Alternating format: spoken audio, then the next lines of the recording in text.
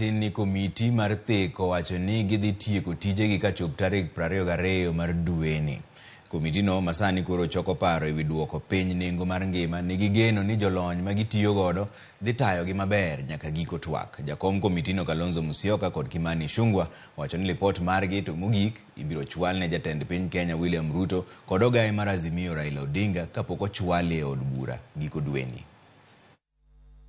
We resolved that because today we're supposed to get Minister of Housing to make presentation, but they were not available, so we've agreed that they will join with the Treasury team and the Energy team on Monday, and we're also going to get other experts so that we're not just going to be dealing with implementers of these taxation proposals in order to get a balanced view to enable the work of this committee. We would want to hear other experts as well. So those ones are going to be, a statement is going to issue Paul the Skemane saying, we've asked Agena to come up with that statement, including our work schedule.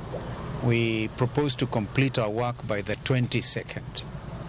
I think that's what by the 22nd of November, because we don't want to seek any extension. We want to be able to be done over with this whole thing. By Thursday, we shall now review and consider as a committee all the proposals that will have come to us from all the experts, and thereafter retreat to do the final report. And as His Excellency has said, on or before the 22nd, we expect to give the final report to the principals and also table our report before Parliament, both houses.